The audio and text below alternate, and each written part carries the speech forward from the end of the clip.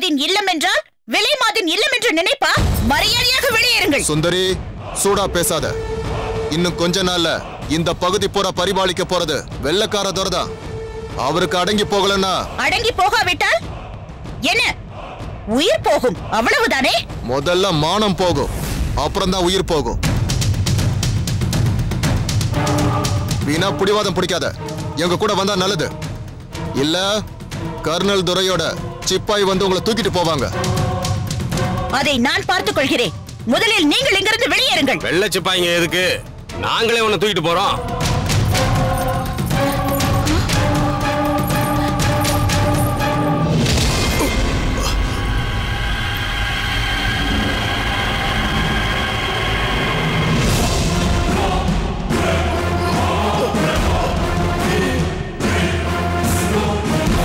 வெள்ளைக்கார துரைக்கு இந்த வேலையும் செய்ய ஆரம்பித்து விட்டீர்களா? தமிழர்களா நீங்கள்? வெட்கமாக இல்லை? யாரா நீ? எடா கைய. நீ செய்யற காரியம் மட்டும் கர்னல் காதல விழுந்தா உன் நெஞ்சு குழியில துப்பாக்கிரவ பாயண்டா. ஜாக்கிரதை.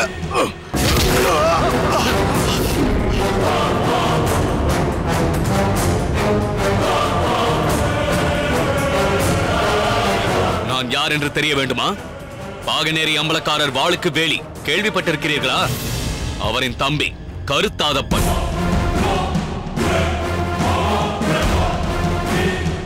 போய் உன் கர்னல் துரையிடம் சொல், துப்பாக்கியை கொண்டு வர சொல். என்ன செய்கிறான் என்று பார்க்கிறேன். ஐயா, நீங்களா? இது உங்களுக்கு தொடர்புள்ள இடம் தெரியாம வந்துட்டோம். சொன்னா எங்க மேலதாங்க கோவப்படுவாரு. எங்களை மன்னிச்சிருங்க. மிக்க நன்றி. பரவாயில்லை, நான் வருகிறேன். நில்லுங்கள். ஆபத்தில் நீங்கள் செய்த உதவிக்கு எங்கள் வீட்டில் ஒரு கிண்ணம் பாலாவது சாப்பிடுங்கள். இல்லை, இருக்கட்டும்.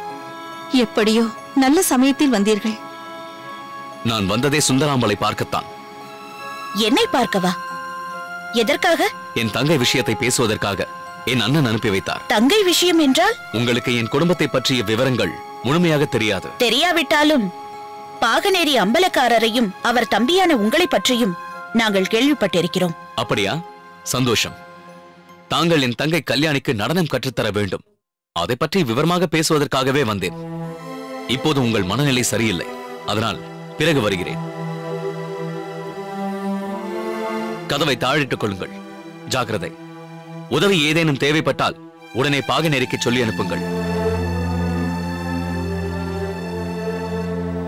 சுந்தரி, நல்ல வேளை. பாகனேரி அம்பலக்காரரின் தம்பி கருத்தாதப்பன் வராமல் போயிருந்தால் எவ்வளவு விபரீதமாக போயிருக்கும். உண்மைதான். ஆனால் எனக்கு இப்பொழுது இன்னொரு பயம். என்ன? இந்த கருத்தாதப்பனால் விபரீதம் நேருமோ என்று. தலைவலி போய் திருகுவலி வராமல் தப்பித்து விட வேண்டும். இல்லை சுந்தரி, அவரை பார்த்தால் நல்ல தம்பியாகத்தான் தெரிகிறது. என்னதான் நல்ல தம்பியாக இருந்தாலும் பெண்களுக்கு முன்னால் ஆண்கள் நெருப்புக்கு பக்கத்திலே இருக்கும் மெழுகு போலதான். என்னை பொறுத்தவரை ஆண்கள் என்றாலே சபலம் என்றுதான் பொருள்.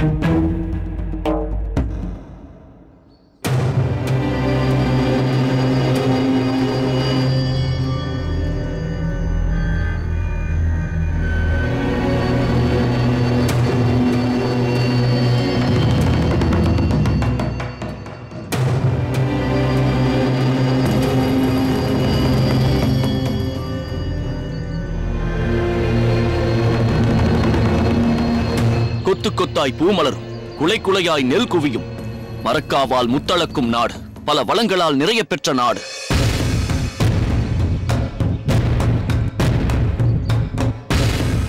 புறநானூறு கண்ட மறவர்களின் வீரமிகு தமிழ்நாடு என்று போற்றுகிறோம். தமிழன் தன் வீரத்தால் தரணியை வேக்க வைத்தான் என்கிறோம். ஆனால் அந்த தமிழன் விடுதலை போரில் நிலை குலைந்து போனது எதனால்? எதிரியை அதிர வைத்த மாவீரர்கள் சரிந்து போனது எதனால்?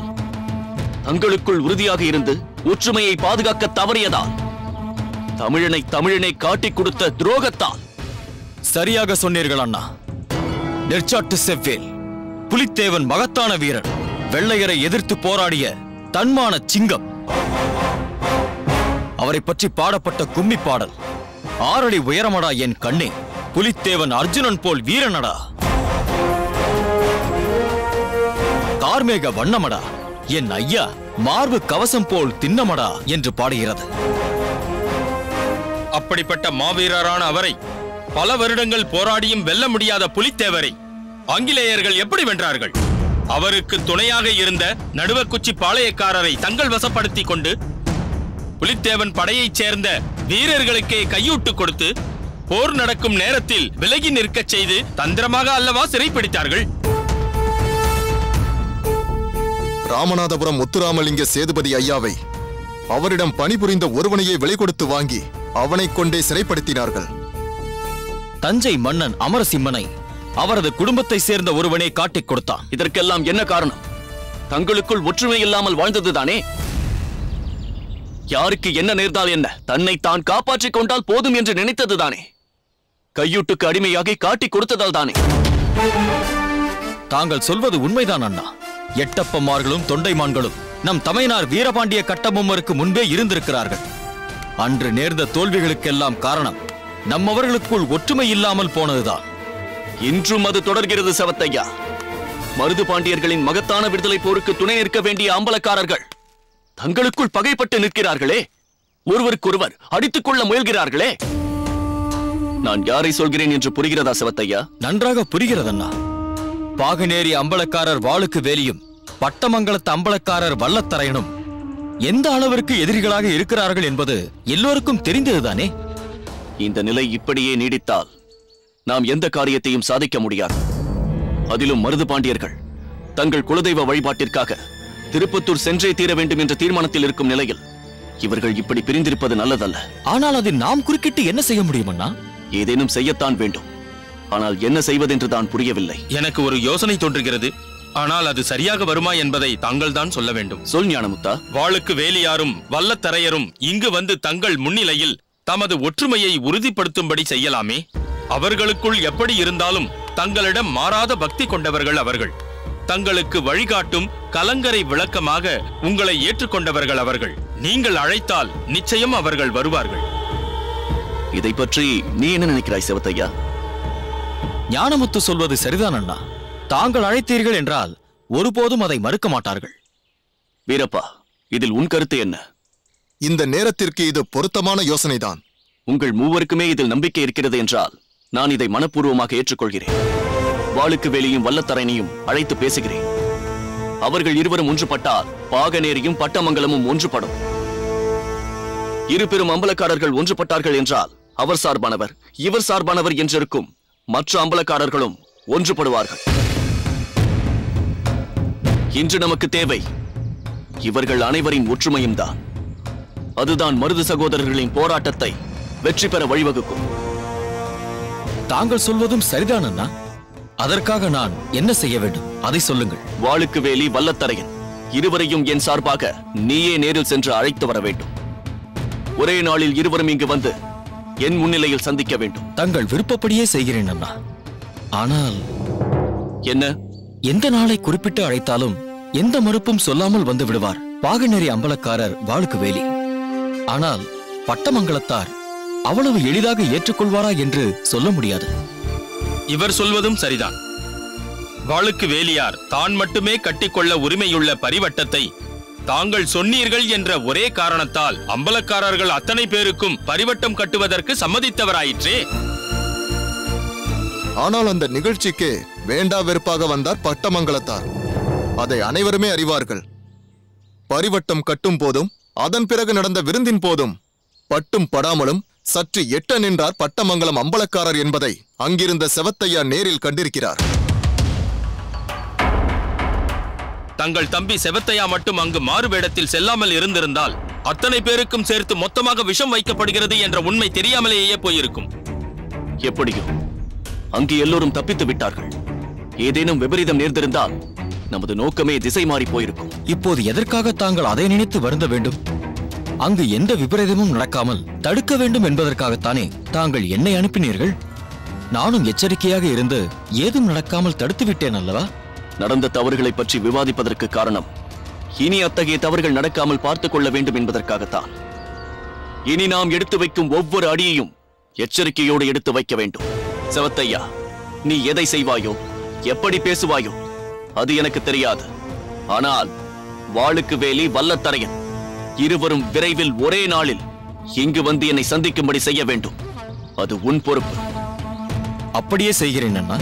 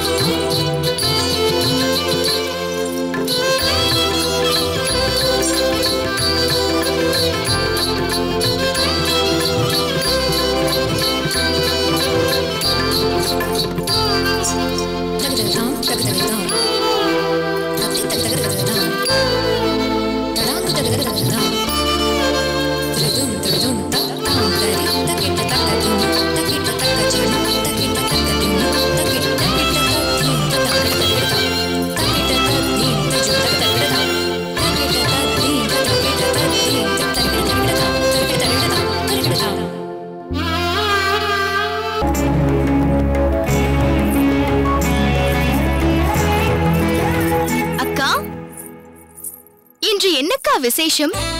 திடீரென்று சலங்கை பூஜை செய்கிறாய்?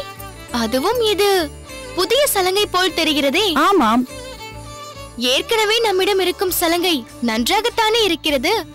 ஏன் அதை மாற்ற வேண்டும்? என்ன வடிவு புதிதாக கேட்கிறாய்? ஒவ்வொரு ஆண்டும் நான் புதிய சலங்கையை அணிவது வழக்கம்தானே. என்ன வடிவு யோசிக்கின்றாய்? வெள்ளூர் திருவிழா வரப்போவதை மறந்துவிட்டாயா? அந்த திருவிழாவில் ஆண்டுதோறும் நமது நாட்டிய நிகழ்ச்சி இடம்பெறும் அல்லவா? அதற்காகத்தான் இந்த புதிய சலங்கை. அக்கா, ஒவ்வொரு வருடமும் வெள்ளூர் திருவிழாவின் போது நாட்டியத்தில் ஒரு புதிய பரிமாணத்தை உருவாக்கி அதை அரங்கேற்றிக் கொண்டிருக்கிறாய். நாட்டியத்தில் புதிய பரிமாணம் இருக்கும்போது சலங்கையும் புதியதாக இருக்க வேண்டுமா என்ன? பழைய சலங்கையை அணிவதில் தவறு என்னக்கா இருக்கிறது? தவறொன்றும் இல்லை வடிவு. ஆள் பாதி ஆடை பாதி என்ற பழமொழி ஒன்று உண்டல்லவா? ஆமாம். நாம் ஒரு புதிய ஆடையை அணியும் போது நம் மனதில் ஒரு உற்சாகம் ஏற்படும். அந்த உற்சாகம் நம் முகத்தில் ஒரு பிரகாசத்தை ஏற்படுத்தும். அக்கா, அது எனக்கு தெரியும். ஒவ்வொரு முறை புதிய ஆடை அணியும் போது மட்டற்ற மகிழ்ச்சி அடைந்திருக்கிறேன் என்பதில் சந்தேகமே இல்லை. ஆனால் ஆடைக்கும் சலங்கைக்கும் என்னக்கா சம்பந்தம் இருக்கிறது? நாட்டியத்தின் மூலாதாரமே சலங்கைதான் வடிவு. அந்த சலங்கை ஏற்படுத்தும் ஓசைதான் ஒவ்வொரு நாட்டியக்காரிக்கும் உயிர் மூச்சாக இருக்கிறது. முதலாக நடனம் பயில ஆரம்பிப்பதற்கு முன் அந்த பெண்ணின் அத்தைதான் அவள் காலில் சலங்கையை அணிவித்து தரையிலே நெல்லை பரப்பி அதிலே அவளை நிற்க வைத்து ஒரு ஆடையை அந்த பெண்ணிற்கும் அத்தைக்கும் இடையே இருக்கும்படி செய்து அத்தைதான் அந்த ஆடையை இருபுறமும் பிடித்திருப்பாள். நடனம் கற்கும் பெண் அதை தாங்கி பிடித்தபடி தனது நாட்டிய பயிற்சியை குருவின் ஆசையோடு தொடங்குவாள். ஆனால் அத்தையே எனக்கு குருவாக அமைந்ததால் அது எனக்கு பெரும் பேராக அமைந்துவிட்டது. அவரை நான் அத்தை என்ற ஸ்தானத்தில் பார்த்ததை விட குரு என்ற ஸ்தானத்தில்தான் அவரை நான் பார்த்திருக்கிறேன். அப்போதெல்லாம் ஒரு நாள் கூட தவறாமல் அத்தை சலங்கைக்கு பூஜை செய்வதை நான் பார்த்திருக்கிறேன். அதைத்தான் நானும் இப்பொழுது பின்பற்றுகிறேன். ஏனென்றால் சலங்கை என்பது நாம் நாட்டியத்தில் செய்யக்கூடிய தவறை சுட்டிக்காட்டக்கூடியது. பாட்டுக்கு எப்படி தாளம் முக்கியமோ அதேபோல் நாட்டியத்திற்கு சலங்கை முக்கியம். ஒருவேளை தாளத்திற்கு ஏற்றபடி நான் சரியாக ஆடவில்லை என்றால் சலங்கையின் மணிச்சத்தம் அந்த தவறை எனக்கு உணர்த்திவிடும். என்னை பொறுத்தவரை சலங்கை என்பது மிக மிக முக்கியம். ஒவ்வொரு வருடமும் எனது நாட்டியத்தில் ஒரு புதிய பரிமாணத்தை உருவாக்கும் போது நான் போகிற பாதை சரிதானா என்பதை தனது ஓசையின் மூலம் அந்த சலங்கை எனக்கு உணர்த்திவிடும். எனது நாட்டியத்திற்குரிய முதல் பாராட்டு, கைத்தட்டலாக நான் நினைப்பது எனது சலங்கையின் ஓசைதான். அந்த சலங்கை ஏற்படுத்தும் சத்தம் தாளத்தை மட்டும் ஏற்படுத்தாது, எனக்குள் ஒரு புதிய புத்துணர்ச்சியையும் உற்சாகத்தையும் ஏற்படுத்தும். அத்தகைய சலங்கையை நாம் காலில் அணியும் போது அது புதிதாக இருந்தால், ஆஹா, நாம் புதிய சலங்கையை அணிந்திருக்கிறோம் என்ற உற்சாகத்தை தருவதோடு நம் மனதிற்குள் ஒரு புத்துணர்ச்சியையும் ஏற்படுத்தும். அந்த சலங்கையின் ஒலி நீ புதிய சலங்கையை அணிந்திருக்கிறாய் என்று நினைவுக்குள் செல்ல வைத்து அடுத்த பரிமாணத்திற்குள் போக வைக்கும். அந்த வகையில் சலங்கை எனக்கு ஒரு வரப்பிரசாதம் போன்றது. நான் அதை ஒப்புக்கொள்ள மாட்டேன்.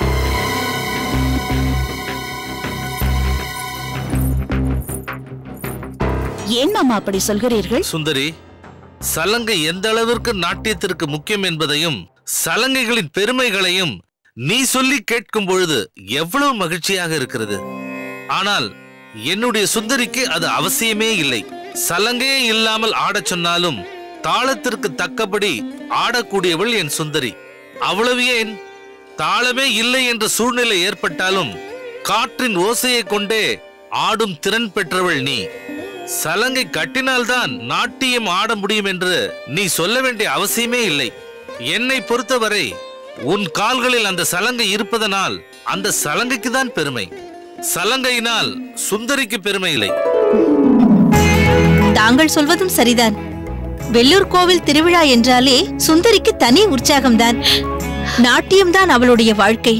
நாட்டியம்தான் சுந்தரியுடைய உயிர் மூச்சு என்று வாழ்ந்து கொண்டிருப்பவள். அதனால்தான் அவளால் அந்த அளவிற்கு அதில் ஈடுபட முடிகிறது. இருந்தாலும் அதைவிட விசேஷம், அந்த சிவனார் முன்பு நாம் நாட்டியம் ஆடப் போகிறோம் என்ற மகிழ்ச்சியே அவள் முகத்தில் உற்சாகமாக தெரிகிறது. அந்த அளவிற்கு வெள்ளூர் சிவனார் மீது ஈடுபாடு கொண்டிருக்கிறாள் நம் சுந்தரி. என்ன சுந்தரி, நான் சொல்வது சரிதானே? ஆமத்தை, வெள்ளூர் நடராஜரின் தோற்றத்தை கண்டுத்தான் எனக்கு நாட்டியத்தின் மீதே ஒரு ஈடுபாடு ஏற்பட்டது. நீ பிறந்திருப்பதே நாட்டியத்திற்காகத்தான் என்ற உணர்வை எனக்கு ஏற்படுத்தியது.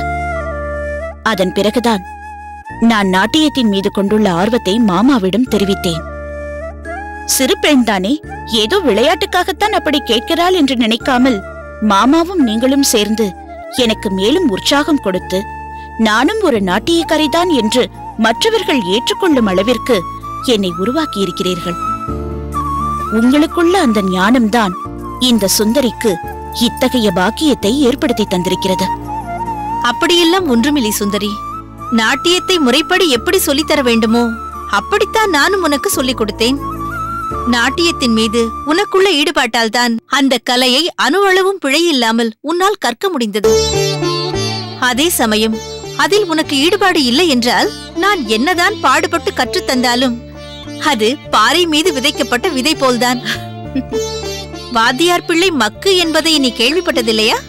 எத்தனையோ சிறந்த கலைஞர்கள் தம் பிள்ளைகளுக்கு அக்கலையை கற்றுக் கொடுத்தும் அவர்களுக்கு அக்கலையின் மீது ஈடுபாடு இல்லாத காரணத்தால் அவர்களால் அக்கலையை முழுமையாக பெற முடியாமல் போய்விடுகிறது. உன்னை பொறுத்தவரை அந்த நடராஜனின் முழு அனுகிரகமும் உனக்கு பூரணமாக கிடைத்திருக்கிறது. அதனால்தான் அந்த நாட்டிய கலையை உன்னால் பூரணமாக கற்க முடிந்தது. அதற்கு ஒரு கருவியாக நாங்கள் செயல்பட்டோம் என்பதுதான் உண்மை. உன் தனிப்பட்ட திறமையால் தான் ஒவ்வொரு ஆண்டும் ஒவ்வொரு பரிமாணத்தை ஏற்படுத்தி அந்த கலையை மேலும் மேலும் உயர்த்தி கொண்டிருக்கிறாய். அத்தை, இந்த ஆண்டு இன்னும் ஒரு சிறப்பு சேர்ந்திருக்கிறது. அப்படியா? அது என்ன சிறப்பு? இந்த முறை நான் மட்டும் ஆடப்போவதில்லை, வடிவும் என்னோடு இணைந்து ஆடப்போகிறாள்.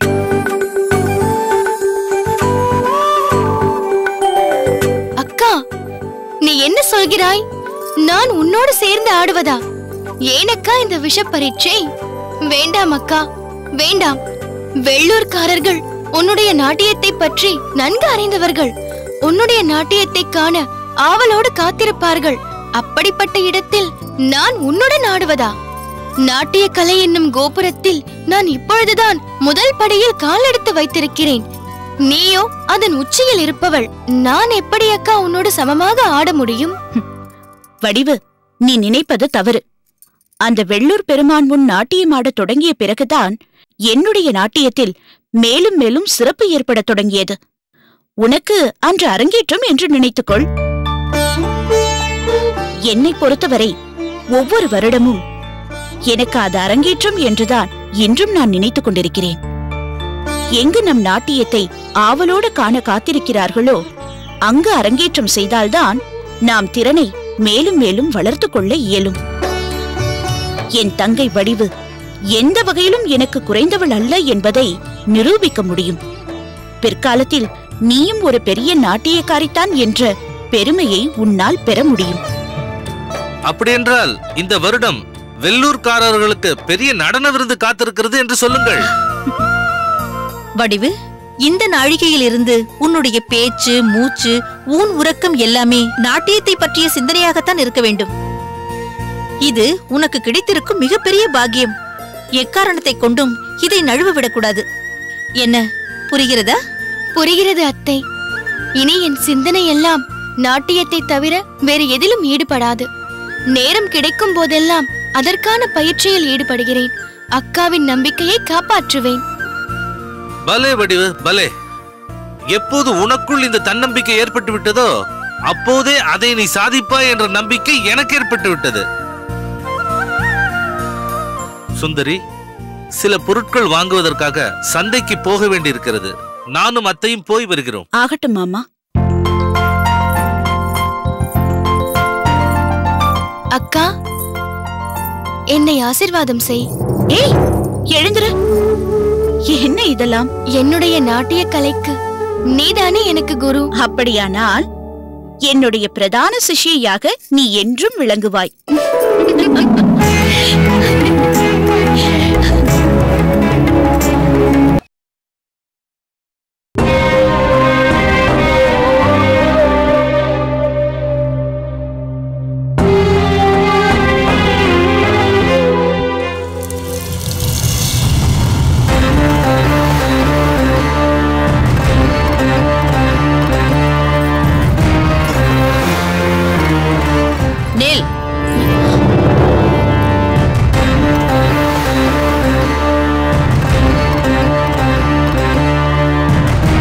இதெல்லாம் என்ன? திதி கொடுப்பதற்கு தேவையான பொருட்கள். யார் திதி கொடுக்க போகிறார்கள்? வல்லத்தரையனும் வைரமுத்தனும் தான். இதற்கு ஏற்பாடு செய்தது யார்? வேறு யார் செய்ய முடியும்? நான் தான் செய்தேன். ஓ, எல்லாம் உன்னுடைய தீர்மானம் தானா? ஆமாம். யாருக்கு திதி கொடுக்க போகிறீர்கள்? என்னம்மா இப்படி கேட்கிறீர்கள்? உங்களுக்கு தெரியாதா? என்னை கேள்வி கேட்காதே. என் கேள்விக்கு நீ பதில் சொல். யாருக்கு திதி கொடுக்க போகிறீர்கள்? எங்கள் தந்தைக்கு. உங்கள் கணவருக்கு. இன்றுதானே அவர் மறைந்த நாள். அது உங்களுக்கு, எனக்கல்ல. அம்மா, ஒவ்வொரு வருடமும் இதை செய்ய வேண்டாம் என்று நான் வல்லத்தரையனிடம் சொல்லிக் கொண்டுதான் இருக்கிறேன். ஆனால் என்னையும் மீறி நீங்கள் செய்கிறீர்கள். இந்த நாளை என் கணவரின் இறந்த நாளாக நான் நினைக்கவில்லை. இதை நான் என் மனதில் வஞ்சம் விதைத்த நாளாகத்தான் கருதுகிறேன். நான் மட்டும் இதை அவர் இறந்த நாளாக கருதியிருந்தால் இப்படி ஒரு சுமங்கலி வேடம் போட்டுக்கொண்டு நடமாட முடியுமா? நானும் பெண்தானே. உலகத்தின் நடைமுறைகள் எனக்கு தெரியாதா? அவரே இல்லாத போது இது எதற்கு என்ற கேள்வி ஈட்டியாக மாறி என் நெஞ்சில் பாயாதா? சற்றாவது அப்படி ஒரு சங்கடம் என் மனதில் ஏற்பட்டிருந்தால் அதுவே நெருப்பாக மாறி என்னை எரித்திருக்காதா? குங்குமம் தகித்திருக்காதா? அதற்கு பின் இந்த வேடத்தை என்னால் போட முடியுமா? அதைத்தானம்மா நாங்களும் கேட்கிறோம். இல்லாத ஒன்றை இருப்பதாக கற்பனை செய்து கொண்டு நீங்கள் ஏன் இப்படி இருக்க வேண்டும்? என்னடி சொன்னாய்? இல்லாத ஒன்றா? என் கணவர், உன் தந்தை இருக்கிறாரடி. அவர் என்னிடம் தந்த லட்சியம் நிறைவேறும் வரை அவர் என்னுடன் தான் இருப்பார், இருக்கிறார். நீ அவருக்கு மகள் என்ற எண்ணம் சிறிதாவது உனக்கு இருந்தால் என்னை மீறி இப்படி எல்லாம் செய்யாதே. அம்மா, நீங்கள் எப்படி வேண்டுமானாலும் இருங்கள். அது உங்கள் உரிமை. அதற்காக எங்களை ஏன் எதுவும் செய்ய விடாமல் தடுக்கிறீர்கள்? பெற்றவருக்கு பிள்ளைகள் தர்ப்பணம் தராவிட்டால் அவர்களுக்கு பித்ருக்களின் சாபம் வந்து சேராதா? அது பெரிய பாபமாகாதா? என்னடி சாபம் பாபம் என்றெல்லாம் மிரட்டுகிறாய்? அப்படி உன் தந்தைக்கு நீ ஏதாவது செய்யத்தான் வேண்டும் என்றால் அவருக்கு நாம் தர வேண்டியது திதி அல்ல, படையல். என்ன படையலா? அதை தெய்வத்திற்கல்லவா படைக்க வேண்டும்? உங்கள் தந்தையும் ஒரு தெய்வம் தானடி. அதனால் மற்ற சாதாரண மனிதர்களுக்கு தருவது போல் அவருக்கு திதி கொடுக்க முடியாது. படையல் தான் போட வேண்டும். அந்த படையலில் முக்கியமாக எது இருக்க வேண்டும் தெரியுமா? எது? அந்த வாளுக்கு வேலியின் தாய் பெரிய நாயகியின் தாலி. அவளுடைய மகன் வாளுக்கு வேலியின் உயிர். அது நடக்கும் நாள்தான் நான் இந்த வேடத்தை கலைக்க போகும் நாள். உங்கள் தந்தையின் ஆத்மா சாந்தி அடையும் நாள். என் வஞ்சம் நிறைவேறும் நாள். அம்மா, இது என்ன பேச்சு? உங்கள் மாங்கல்யம் பறிக்கப்பட்டு விட்டது என்பதற்காக உங்களுடைய உயிர் தோழியாக இருந்தவரின் மாங்கல்யம் அறுபட வேண்டும், அவருடைய மகன் இறக்க வேண்டும் என்று நினைப்பது என்ன நியாயம்? யாரடா எனக்கு உயிர் தோழி? என் மங்கள வாழ்வை அழித்தவனின் மனைவி எனக்கு தோழியா? இல்லை, என் உயிர் பறித்த பாதகி. அங்கே சிலர் பலியாகாமல் என் ஆவேசம் அடங்காது. நீங்கள் நினைப்பது போல அது அவ்வளவு எளிதல்ல. பாகநேரி அனைவரும் பாராட்டி புகழும் நாடு. வாளுக்கு வேலி அனைவரும் போற்றும் நிலையில் வீரமும் விவேகமும் நிறைந்தவராக விளங்குகிறார். அவர்களை அவ்வளவு சுலபமாக எதுவும் செய்துவிட முடியாது. போதும், நிறுத்து. நீ என் மகன்தானா? எனக்கு சந்தேகமாக இருக்கிறது. உன்னை 10 மாதம் வயிற்றில் சுமந்ததற்காக நான் வெட்கப்படுகிறேன். என் மன கொதிப்பை சிறிதாவது புரிந்து கொண்டிருந்தால் இப்படியெல்லாம் பேசுவாயா? புரிகிறதம்மா, நன்றாக புரிகிறது. அதற்காக எத்தனை வருடங்கள் இப்படியே இருக்கப் போகிறீர்கள்? நான் நினைத்தது நடக்கும் வரை, அதுவரை இப்படித்தான் இருப்பேன். என்னை என் போக்கில் விட்டுவிடுங்கள். நியாயமாக அவர் மடிந்த அன்றே நான் அவரோடு உடன்கட்டை ஏறி இருக்க வேண்டும். ஆனால் அவர் எனக்கு தந்துவிட்டு சென்ற கடமையை நிறைவேற்றத்தான் நான் வாழ்ந்து கொண்டிருக்கிறேன். நான் அப்படி இருப்பது ஒரு தவம். இந்த தவத்திற்கு ஒரு பலன் கிடைக்காதென்றால், உங்களால் என் பகையை அழிக்க முடியாதென்றால் என்னை நானே அழித்துக் கொள்வேன். இதற்கு மேலே நீங்கள் திதி கொடுக்க வேண்டும் என்று போவதானால் எனக்கும் சேர்த்துதான் நீங்கள் திதி கொடுக்க வேண்டிய நிலைமை ஏற்படும்.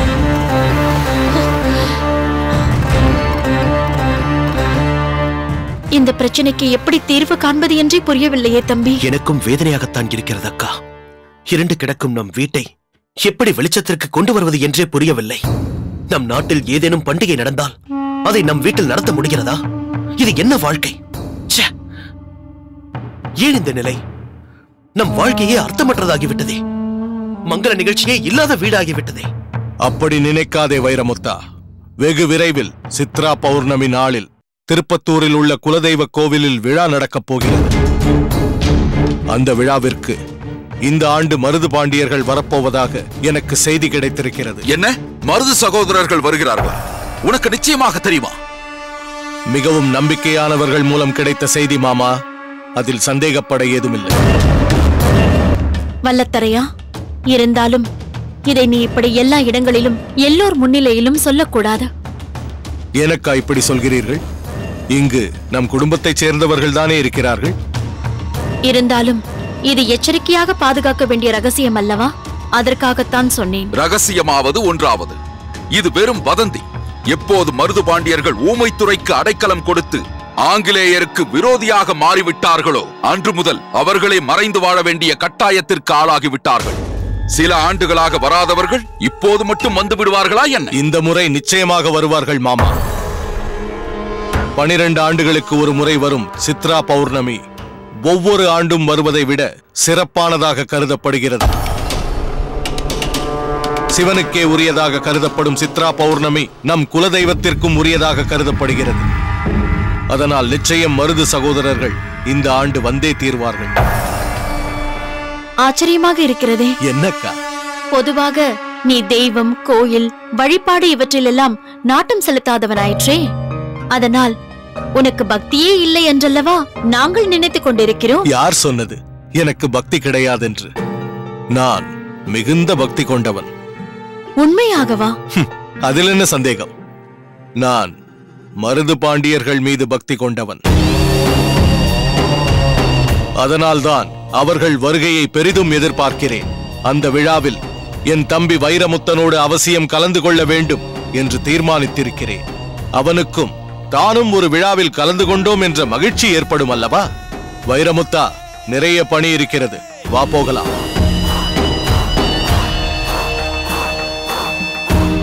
நில்லுங்கள். நீங்கள் இங்கிருந்து சென்று 3 நாட்கள் ஆகிவிட்டது. இவ்வளவு நாட்களாக எங்கு சென்றீர்கள்? வீரம்மா, ஆண்களுக்கு வெளியில் 1000 வேலை இருக்கும். பெண்கள் அதையெல்லாம் கேட்டு அந்த வேலையின் வேகத்தை தடுக்க கூடாது. ஏன், உன் தம்பிகள் அதை பற்றி ஏதேனும் கேட்டார்களா? அவர்களும் ஆண் பிள்ளைகள் தானே, அப்படித்தான் இருப்பார்கள். ஆனால் நான் அப்படி இருக்க முடியாது. நீங்கள் தாலி கட்டிய மனைவி ஆயிற்றே, எனக்கு அந்த உரிமை கூட இல்லையா? நான் அப்படி சொல்வேனா? எல்லாவற்றையும் உன்னிடம் சொல்லிக் கொண்டிருக்க முடியாது என்று தான் சொல்கிறேன். இன்று என் தந்தையின் திதி என்பதால் நானே என் கையால் சமைத்திருக்கிறேன். வந்து உணவருந்துங்கள். நில், அதற்கெல்லாம் நேரமில்லை. இப்பொழுதுதானே வந்தீர்கள். அதனால் என்ன? உங்கள் வேலையை முடித்துவிட்டுத்தானே வந்திருப்பீர்கள். வேலையை முடிப்பதா? என் வேலையே இனிமேல் தானே தொடங்கப் போகிறது.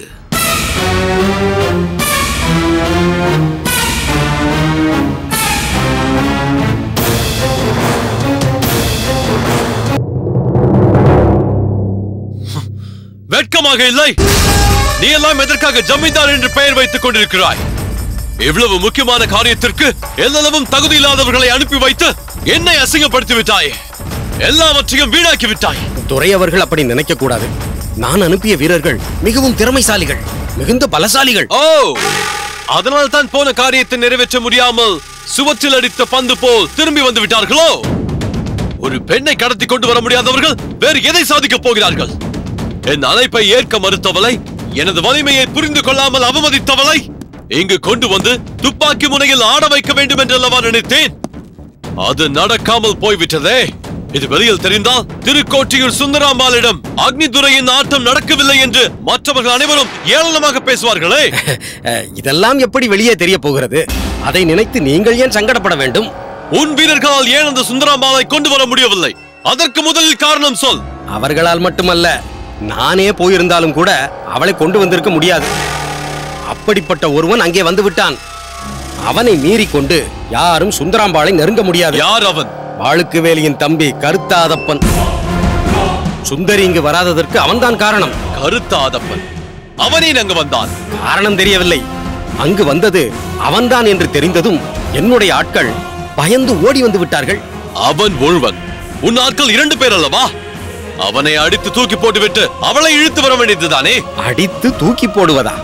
அவன் என்ன சாதாரண ஆள் என்று நினைத்தீர்களா? பாகனேரி அம்பலக்காரன் வாளுக்கு வேலியின் தம்பி. அவன் மீது கை வைத்தால் ஊரே திரண்டு வந்துவிடும். அது மட்டுமன்றி கருத்த அதப்பன் சிறந்த வீரன். தற்காப்பு கலைகள் அனைத்தையும் பயின்றவன். 2 அல்ல 10 பேர் சென்றாலும் அவன் ஒற்றை ஆளாக நின்று அத்தனை பேரையும் அடித்து நொறுக்கி இருப்பான். என்ன பேசுகிறாய் நீ? வந்தவன் வாளுக்கு வேலி இல்லையே, அவனுடைய தம்பிதானே. அவனை இவர்களால் ஒன்றும் செய்ய முடியாதா? நீங்கள் தான் இப்போது ஒன்றும் தெரியாமல் பேசுகிறீர்கள். வாளுக்கு வேலியும் கருத்தாதப்பனும் ஒரே உரையில் இருக்கும் 2 வாட்கள் போன்றவர்கள். ஒருவருக்கொருவர் எந்த வகையிலும் சளைத்தவர்கள் அல்ல. ஆனால் ஒரே ஒரு வித்தியாசம் உண்டு. என்ன அது? வாளுக்கு வேலி மகாவீரன் தான், எதையும் சாதிக்கக்கூடியவன் தான். அவன் அம்பலக்காரர்களை கூட்டி வைத்து ஆலோசனை நடத்திய கலிய பெருமாளை என் கண் முன்னாலேயே குத்தி கொன்றபோது நான் நடுநடுங்கி போனேன். கழுத்தில் குத்து விழுந்ததென்னவோ கலிய பெருமாளுக்குத்தான். ஆனால் அந்த வலியை நானும் தான் அனுபவித்தேன். என் கழுத்து பத்திரமாக இருக்கிறதா என்று அவ்வப்போது தொட்டு பார்த்து கொண்டேன். எத்தனை முறைதான் அதை பற்றியே சொல்லிக் கொண்டிருப்பாய்? கருத்தாதப்பனை பற்றி சொல். வாளுக்கு வேலி வீரன் தான் என்றாலும் தேவைப்படும் போதுதான் தனது வலிமையை பிரயோகப்படுத்துவான். தனிப்பட்ட முறையில் மிகவும் சாந்த குணம் கொண்டவன். ஆனால் கருத்தாதப்பன் அப்படிப்பட்டவன் அல்ல, மூர்க்கன். எப்போது யாரிடம் பலத்தை காட்டலாம் என்று காத்து கிடப்பவன். எனது ஆட்கள் மட்டும் அவனை எதிர்த்திருந்தால் பந்தாடி இருப்பான். பிறகு அவர்களை பார்த்திருக்கவே முடியாது. அவமானம், அவமானம், பெருத்த அவமானம். நீ திருக்கோட்டியூர் ஜமீன்தாராக இருந்து கொண்டு அங்கு வந்த ஒருவனை அடக்க என் வீரர்களுக்கு பலமில்லை என்று சொல்வது பெருத்த அவமானம். துரை, நான் ஒன்று கேட்டால் கோபித்துக் கொள்ளக்கூடாது. என்ன இவ்வளவு கேட்கிறீர்களே, நீங்கள் அதற்கு பிறகு என்ன செய்தீர்கள்? சொம்பலிங்கம், எதை எப்போது செய்ய வேண்டும் என்பது எனக்கு தெரியும். அப்படி சொல்லுங்கள் துரை அவர்களே.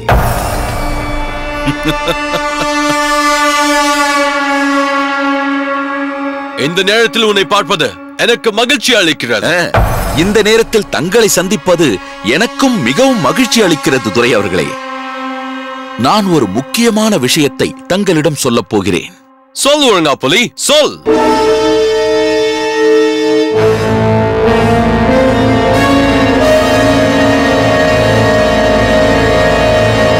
ஏன் ஒழுங்காப்புலி, ஏன் அமைதியாகி விட்டாய்? அதை தங்களிடம் தனிமையில் தான் சொல்ல வேண்டும். என்ன உறங்காப்புலி, என்னை வெளியே போ என்று ஜாடையாக சொல்கிறாயா? நீ செய்யும் காரியங்கள் என்னவென்று எனக்கு தெரியாதென்று நினைத்து விட்டாயா? நீ செய்யும் காரியங்கள் என்ன என்பது எனக்கும் தெரியும். சுந்தரியின் விஷயம்தானே? அதைவிட நான் செய்யும் காரியங்கள் மேலானவை, நாட்டுக்காக செய்பவை. நீ காட்டி கொடுப்பவன். நீ வேண்டாம், அதை சொல்வது கர்னல் துரையை அவமதிப்பது போல் ஆகிவிடும். நிறுத்துங்கள். நீங்கள் இருவரும் யாருக்கு முன்னால் என்ன பேசிக் கொண்டிருக்கிறீர்கள்? நீங்கள் இருவருமே எனக்கு வேண்டியவர்கள் தான், பிரிட்டிஷாருக்கு விசுவாசமானவர்கள் தான்.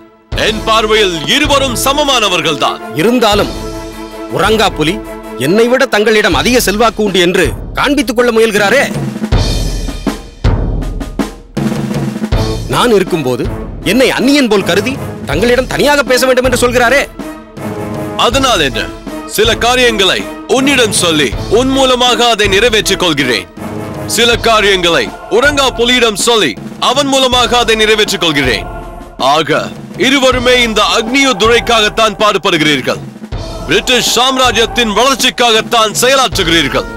அதனால் இவர் உயர்ந்தவர், அவர் தாழ்ந்தவர் என்ற பேச்சுக்கே இங்கு இடமில்லை.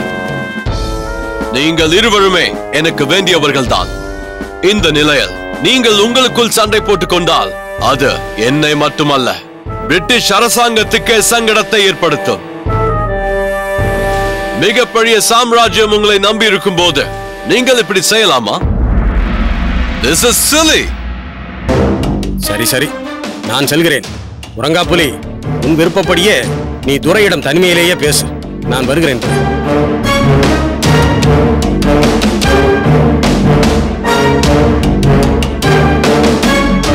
சொல் உறங்காப்புலி. மருது சகோதரர்கள் இந்த வருட சித்ரா பௌர்ணமி அன்று திருப்பத்தூர் எல்லையில் உள்ள அவர்களது குலதெய்வ கோயிலுக்கு பூஜை செய்ய வரப்போகிறார்கள். நீ சொல்வது உண்மைதானா? மிகவும் நம்பிக்கையான இடத்திலிருந்து கிடைத்த செய்தி துரை. இல்லாவிட்டால் இங்கு வந்து இவ்வளவு அவசரமாக இதை சொல்வேனா? சில வருடங்களாக மருது சகோதரர்கள் அந்த பூஜைக்கு வருவதே இல்லை என்று சொன்னார்களே. அது உண்மைதான். 12 வருடத்திற்கு ஒருமுறை வரும் சித்ரா பௌர்ணமியில் அவர்கள் குலதெய்வத்தை வழிபட்டார். எதுவாக இருந்தாலும் அவர் வெற்றியை பெறுவார் என்பது வழி வழியாக உள்ள நம்பிக்கை. அதனால் இந்த ஆண்டு சித்ரா பௌர்ணமியில் மருது சகோதரர்கள் திருப்பத்தூருக்கு வரப்போவது உறுதி. Very good Urangapuli. இப்போதுதான் நீ நமக்கு மிகவும் உபயோகமான ஒரு செய்தியை சொல்லி இருக்கிறாய். இதற்கு தகுந்த பரிசு உனக்கு கண்டிப்பாக உண்டு. ஆனால் என்ன ஆனால்? அந்த திருப்பத்தூர் எல்லைக்குள் ஆங்கிலேயர்களால் நுழையவே முடியவில்லை. அப்படி ஒரு முறை சிலர் நுழைந்த போது அங்கிருந்தவர்கள் மறைந்திருந்து தாக்கி அவர்களை கொன்று விட்டார்கள் என்றும் கேட்டிருக்கிறேனே. அதனால் என்ன? நீங்கள் திருப்பத்தூருக்கு நேரடியாக சென்றால்தானே எதற்காக வருகிறீர்கள் என்பது எல்லோருக்கும் தெரிந்துவிடும். நீங்கள் காட்டாம்பூரில் முகாமிட்டு தங்கிவிடுங்கள். எப்படியும் மருது சகோதரர்கள் அந்த பாதையில் தான் திருப்பத்தூருக்கு போக முடியும். அவர்கள் அங்கு போவதற்கு முன்பே நீங்கள் மருது சகோதரர்களை கைது செய்து விடலாம். பாலே உறங்காப்புலி, இதை செய்வதற்கு உங்களில் சிலரும் எனக்கு தேவைப்படுவார்கள். நீ நேரடியாக சம்பந்தப்பட்டால் அம்பலக்காரர்களுக்கு அது தெரிந்துவிடும். அதனால் ஜம்புலிங்கத்தை நான் பயன்படுத்தப் போகிறேன். இதில் உனக்கொன்றும் ஆட்சேபனை இல்லையே. உங்கள் காரியத்தில் நான் தலையிடுவேனா? யாரை கொண்டு எதை சாதிக்க வேண்டும் என்பது தங்களுக்குத்தானே தெரியும். எப்படியோ பிரிட்டிஷ் சாம்ராஜ்யம் பாரதம் எங்கும் நிலவ வேண்டும். என் ஆட்சி தமிழகம் எங்கும் பரவ வேண்டும். அதுதான் என் ஆசை. ஆஹா, உன்னை போன்ற உயர்ந்த விசுவாசிகள் இருந்தால் நாங்கள் பாரதத்தை மட்டுமல்ல, பறந்து விழிந்த இந்த பூமி முழுவதையும் அரசாலும் பெருமை பெற்றவர்களாகி விடுவோம். கவலைப்படாதே உறங்காப்புலி. பாரதம் எங்களுக்கு சொந்தமாகும் போது தமிழகம் உனக்கு சொந்தமாகும்.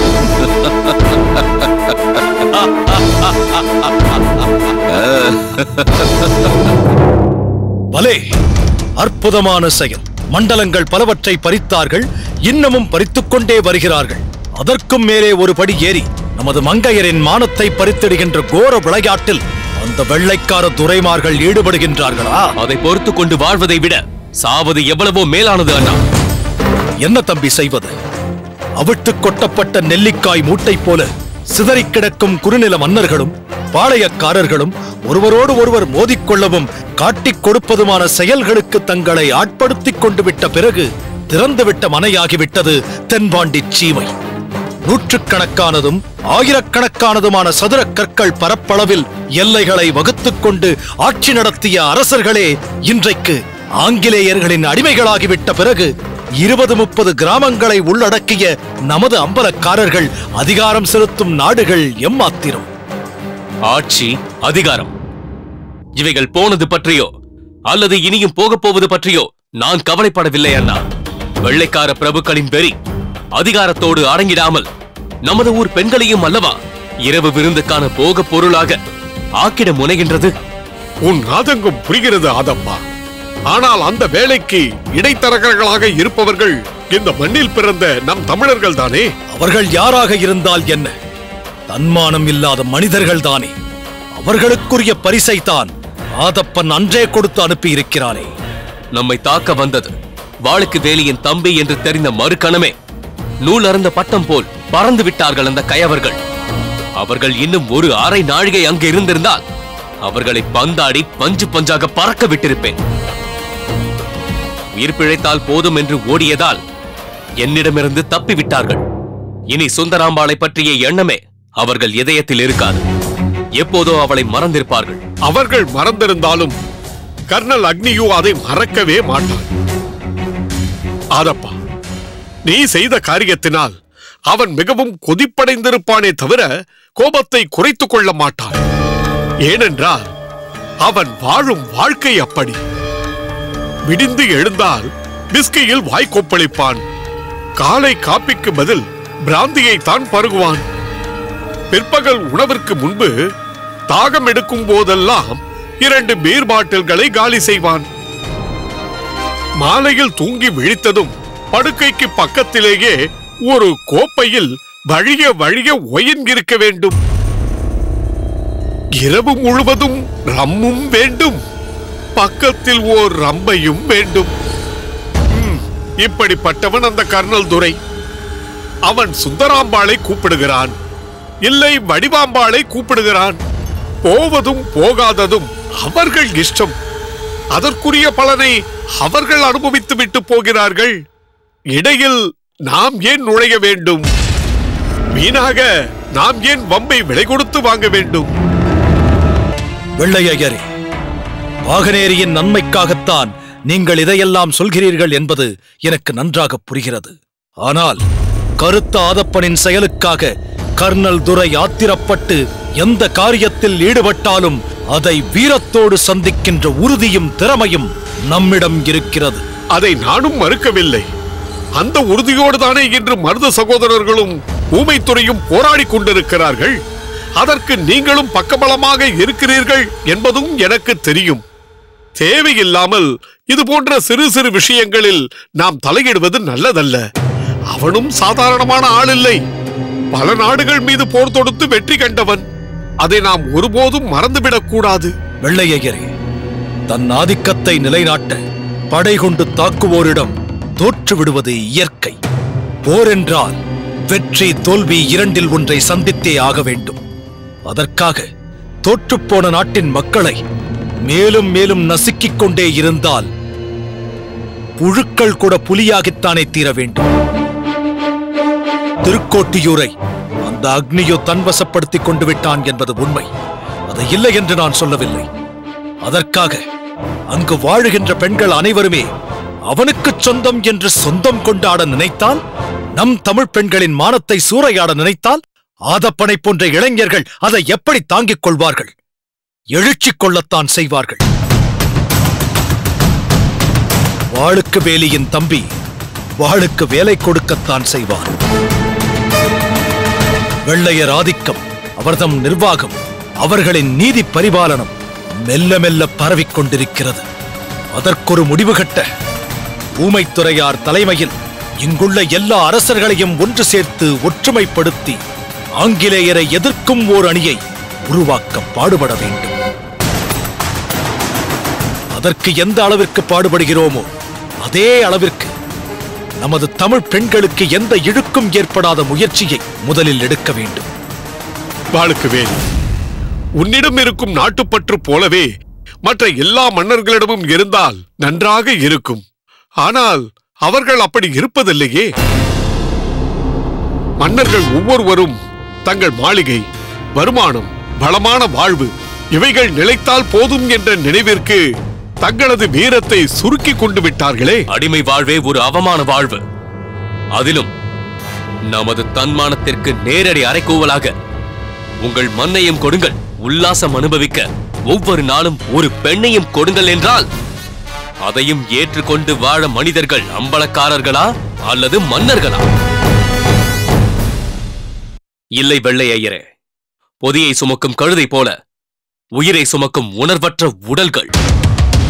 ஆதப்பா, எதிரியின் வலிமையும் நாட்டின் ஒற்றுமையின்மையையும் அந்நிய ஆதிக்கத்தையும் சில காலத்திற்கு அசைக்க முடியாத அளவிற்கு அடித்தளம் அமைத்துள்ளதையும் நடைமுறை அனுபவத்தால் உணர்ந்து உள்ளம் திறந்து பேசிய உன் அண்ணனின் கவலை தோய்ந்த வார்த்தைகளை வரிக்கு வரி அப்படியே ஒப்புக்கொள்கிறேன். ஆனால் ஒரு நடனக்காரி சுந்தராம்பாள் வீட்டு நிகழ்ச்சிக்காக கர்னல் துரையின் எதிரிகளாகி நீயும் உன் அண்ணனும் கஷ்டப்பட வேண்டுமா? இதுதான் எனது கேள்வி. நாட்டிற்காக ஊமைத்துறையோடு சேர்ந்து போராடுங்கள். அதில் ஒரு அர்த்தம் இருக்கிறது. ஒரு நாட்டியக்காரிக்காக உங்கள் சக்திகளை வீணாக்காதீர்கள். உங்கள் வேலும் வாளும் நாட்டுக்கு பயன்படட்டும், நாட்டியக்காரிக்கு பயன்பட வேண்டாம். வெள்ளைக்காரர்களின் கையில் கைத்துப்பாக்கிகள் இருக்கின்றன. இருக்கட்டுமே. அந்த துப்பாக்கி குண்டுகளை தாங்க நம்மிடம் கேடயங்களாக நெஞ்சங்கள் இருக்கின்றன. அப்படி சொல்லுங்கள் அண்ணா.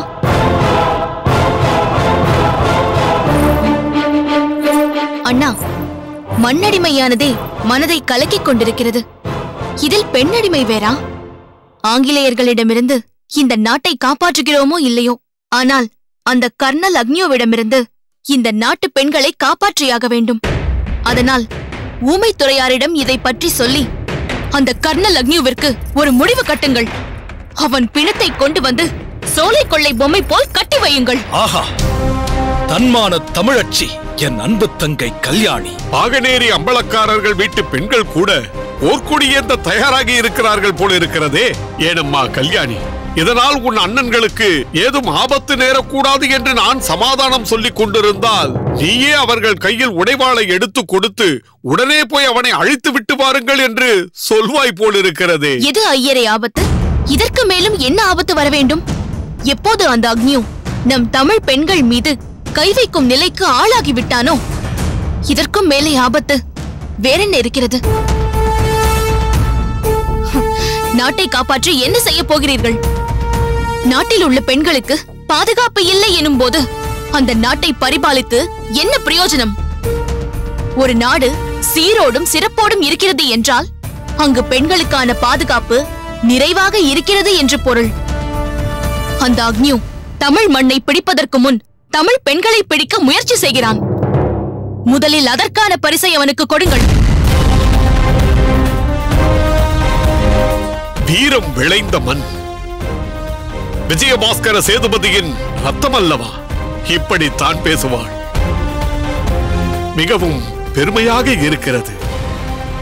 செல்வ செழிப்பிற்காக தன் நாட்டு மக்களை அந்நியனிடம் அடமானம் வைப்பவர்களுக்கு மத்தியில் அந்நியனுக்கு அடிபணியாத குடும்பத்தை பார்க்கும்போது மிகவும் பெருமிதமாக இருக்கிறது. வாழ்க பல்லாண்டு.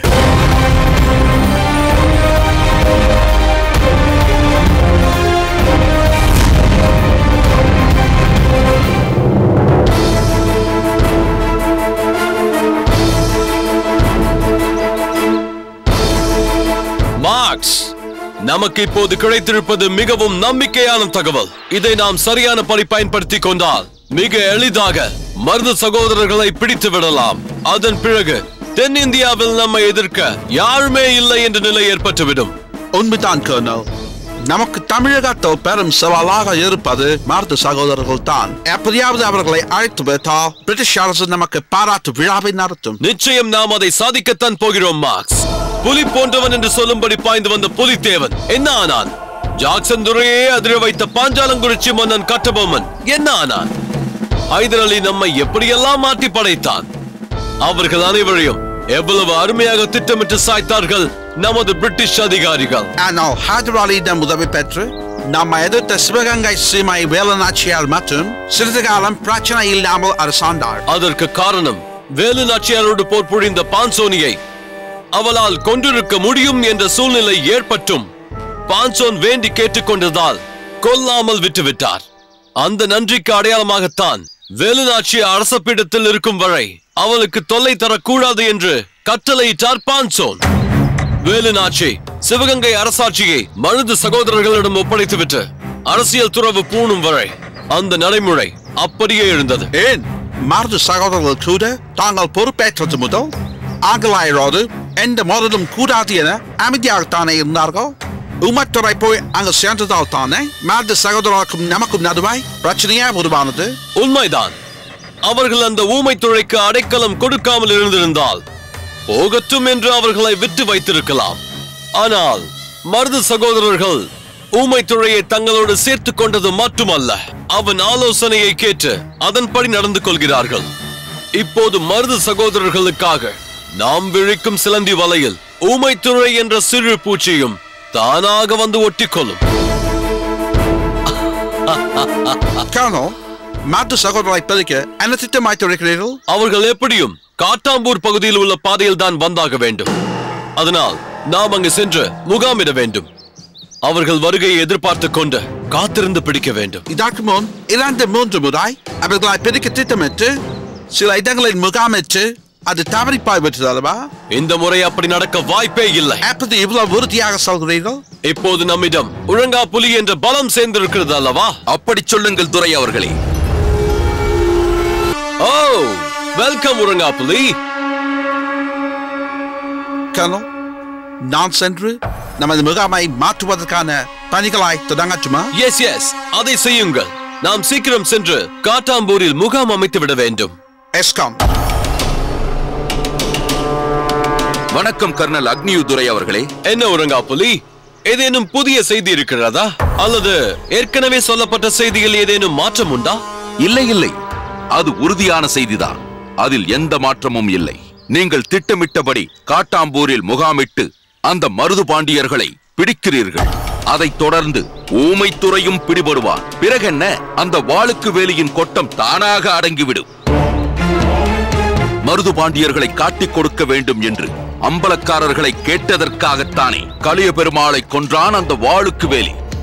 அந்த மருது பாண்டியர்கள் உங்களிடம் அகப்பட்டுக் கொண்டார்கள் என்றால் பிறகு என்ன செய்வான்? அதே அம்பலக்காரர்கள் முன்னால் அவமானப்பட்டு தலைகுனிந்து நிற்பான் அல்லவா?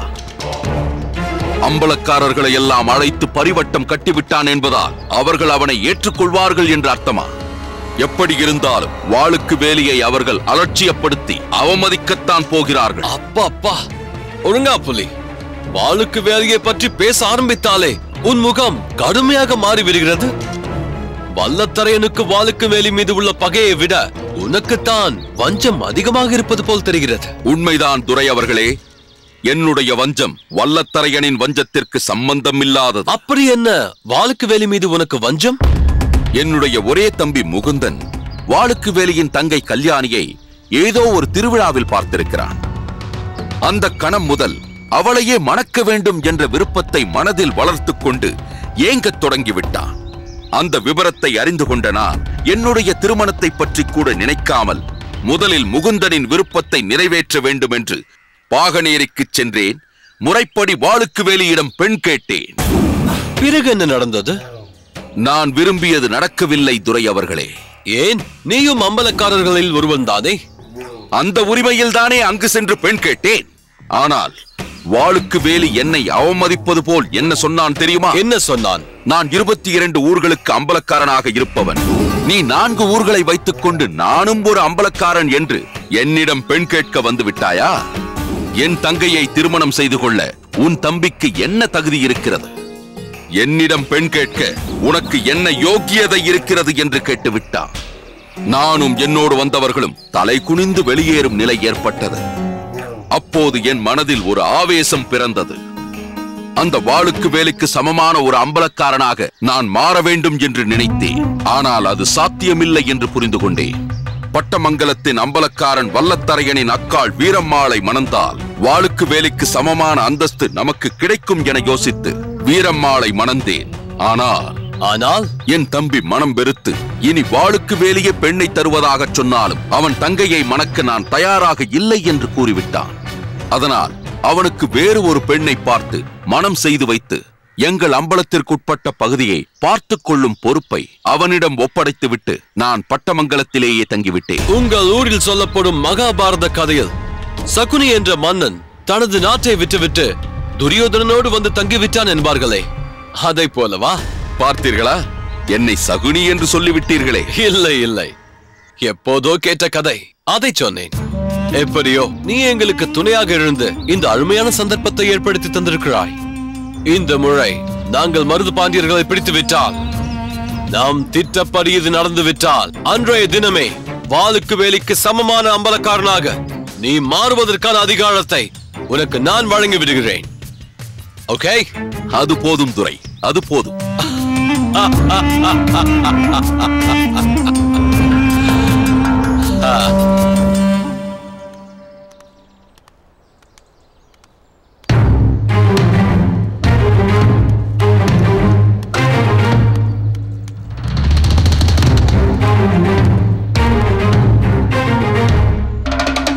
அண்ணா, இங்குதானே வருவதாக சொன்னார்கள்?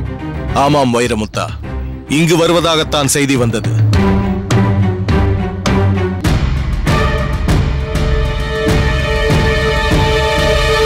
அதோ வந்து விட்டார்கள். யார் இவர்கள்? ஊமைத்துறையாரின் வலது கரங்களாக விளங்குபவர்கள் ஞானமுத்தன், வீரப்பன்.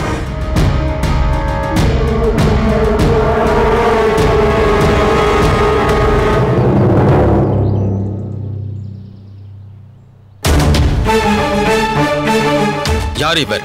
எனது தம்பி வைரமுத்தன். உங்களை மட்டும் தனியாகத்தானே வர சொல்லியிருந்தார்கள்? ஆமாம். இருப்பினும் செவத்தையாவிடம் வைரமுத்தனை அறிமுகப்படுத்த வேண்டும் என்பதற்காகத்தான் அவனை இங்கு அழைத்து வந்தேன். வீரப்பா,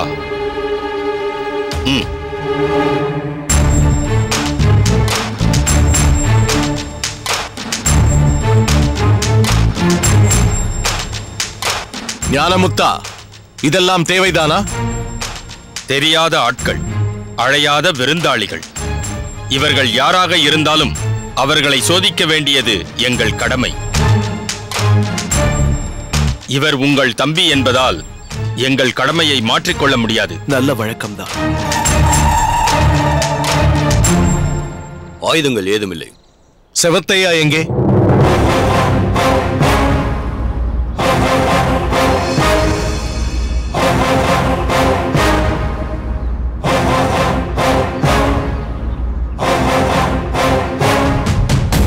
வைரமுத்தா, அவர்தான் ஊமைத்துறையாரின் தம்பி செவத்தையன்.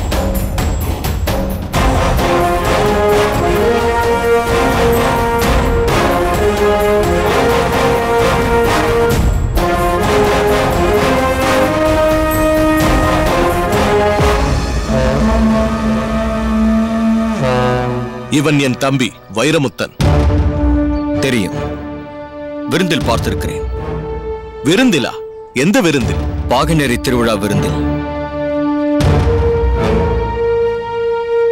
நீ அங்கு வந்திருந்தாயா? நான் உன்னை பார்க்கவே இல்லையே. நான் உங்களை ஒன்று கேட்கட்டுமா? நான் இவருடைய தம்பி என்பது உங்களுக்கு ஏற்கனவே தெரிந்திருந்தும் எதற்காக என்னை சோதனை செய்ய சொன்னீர்கள்? சோதனை செய்வது எங்கள் மரபு. அது எங்கள் அண்ணன் நியமித்திருக்கும் நியதி. அதை நாங்கள் மீற முடியாது. அண்ணனை மீறி நான் எதுவும் செய்ய மாட்டேன். நானும் என் அண்ணனுக்கு எதிராக எந்த துரோகமும் செய்ய மாட்டேன். தெரியும். வாளுக்கு வேலியின் படை தளபதியாக அவரது தம்பி கருத்தாதப்பன் இருப்பது போல் வல்லத்தரையரின் உறைவாளாக நீ இருக்கிறாய். ஒருவனை பார்த்த மாத்திரத்தில் அவன் எப்படிப்பட்டவன், அவனுடைய குணாதிசயங்கள் என்ன என்பதை பற்றி யூகிக்கும் ஆற்றல் எனக்கும் ஓரளவு உண்டு. இத்தகைய ஆற்றல் படைத்த உங்களை இப்படி ஒரு தனி இடத்தில் எந்தவித உபச்சாரமும் இன்றி சந்திப்பது எனக்கு மிகவும் வேதனை அளிக்கிறது.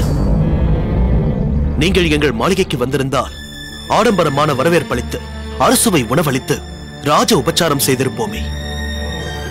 வைரமுத்தா, என்று எங்கள் அண்ணன் கட்டபொம்மனை நாங்கள் இழந்தோமோ அன்றே நானும் என் அண்ணனும் எங்கள் சுகபோக வாழ்க்கையை எல்லாம் ஒதுக்கி வைத்துவிட்டு துறவர வாழ்க்கையைத்தான் வாழ்ந்து கொண்டிருக்கிறோம். ஆங்கிலேயரிடமிருந்து பாஞ்சாலங்குறிச்சியை மீட்டெடுக்க வேண்டும் என்று நாங்கள் போராடிக் கொண்டிருப்பது மீண்டும் எங்களது சுகபோக வாழ்க்கையை அனுபவிக்க வேண்டும் என்பதற்காக அல்ல. ஆங்கிலேயருக்கு அடிமைப்பட்டு விட்டார்களே தமிழக மக்கள் என்ற அவப்பெயரை நீக்குவதற்காகத்தான். இந்த நிலையில் எங்களுக்கு எங்கள் பாதுகாப்புதான் முக்கியம். அதற்காக நாங்கள் எந்த அளவிற்கு எச்சரிக்கையாக இருக்க வேண்டுமோ அந்த அளவிற்கு அதை நாங்கள் கடைபிடிக்கத்தான் வேண்டும். வல்லத்தரையனின் கோட்டையான பட்டமங்கலத்திற்குள் புகுந்து என்னுடைய விருந்தினராக வந்திருக்கும் ஒருவருக்கு ஆபத்தை உருவாக்கிட யாருக்கு தைரியம் இருக்கிறது? செவத்தையா, அத்தகைய துணிச்சல் மிக்க ஒருவன் பட்டமங்கலத்தில் இன்னும் பிறக்கவில்லை. வல்லத்தரையா, நீ நினைப்பது மிகவும் தவறு. எதிரிகளை நமக்கே தெரியாமல் நம் கோட்டைக்குள் நாம் வளர்த்து கொண்டிருக்கிறோம். அதுதான் நம்முடைய மிகப்பெரிய பலவீனம். அந்த பலவீனத்தை பகைவர்கள் தங்களுக்கு சாதகமாக பயன்படுத்திக் கொள்வார்கள். உனக்கே தெரியாமல் நிச்சயம் எதிரிகள் உன் கோட்டைக்குள் இருப்பார்கள். ஒரு வகையில் தாங்கள் சொல்வது உண்மைதான். எங்களை சுற்றியுள்ள எதிரி யார் என்பது எனக்கு நிச்சயமாக தெரியும். வைரமுத்தா, எதிரி என்று யாரை சொல்கிறாய்? அதை சொல்லித்தான் தெரிய வேண்டும் என்ற அவசியமில்லை வல்லத்தரையா. நீ உணராத சில விஷயங்களை உன் தம்பி வைரமுத்தன் உணர்ந்திருக்கிறான். இவனதை உணர்ந்து விட்டான் அல்லவா? இதுவே நிச்சயம் உனக்கு பாதுகாப்பாக இருக்கும். சரி, அது போகட்டும்.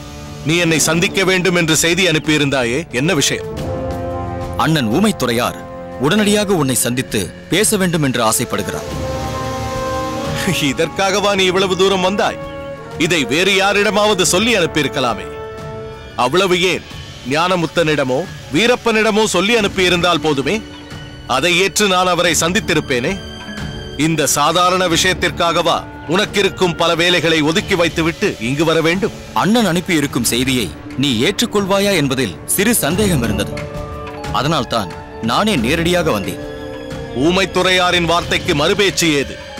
அவர் சொல்லும் விஷயம் எதுவாயினும் அதை அவரது கட்டளையாக ஏற்று இந்த வல்லத்தரையன் செயல்படுவான். மருது சகோதரர்களும் ஊமைத்துறையாரும் நடத்தி கொண்டிருக்கும் மரப்போரில் அவர்கள் வெற்றியடைய வேண்டும் என்று இந்த வல்லத்தரையன் நினைக்காத நாளே இல்லை. அவர்களது வெற்றிக்காக எதை வேண்டுமானாலும் இழக்க இந்த வல்லத்தரையன் எப்போதும் தயாராக காத்துக் கொண்டிருக்கிறார். அதற்காக பெரிதாக எதையும் நீ இழக்க வேண்டியதில்லை வல்லத்தரையா. என் அண்ணன் ஊமைத்துறையாரை நீ சந்திக்கும் போது பழிக்கு பழி என்ற உனது வஞ்சத்தை மட்டும் நீ இழந்தால் போதும். புரியவில்லையே. என் அண்ணன் ஊமைத்துறையார் உன்னை மட்டும் தனியாக சந்திக்க வேண்டும் என்று நினைக்கவில்லை. பாகநேரி அம்பலக்காரர் வாளுக்கு வேலியையும் சந்திக்க விரும்புகிறார். அந்த பாகநேரிக்காரனை சந்திப்பதென்பது ஊமைத்துறையாருக்கு ஒன்றும் புதிதல்லவே. இதில் புதுமை என்ன இருக்கிறது? இதில் எனக்கென்ன ஆட்சேபனை இருக்கிறது? நீ சொல்வது உண்மைதான். வாளுக்கு வேலி அண்ணன் ஊமைத்துறையாரை அவ்வப்போது சந்தித்துக் கொண்டு இருக்கிறார் என்பதில் எந்தவிதமான சந்தேகமும் இல்லை. ஆனால் இந்த முறை வல்லத்தரையனும் வாளுக்கு வேலியும் இணைந்து அண்ணன் ஊமைத்துறையாரை சந்திக்க வேண்டும்.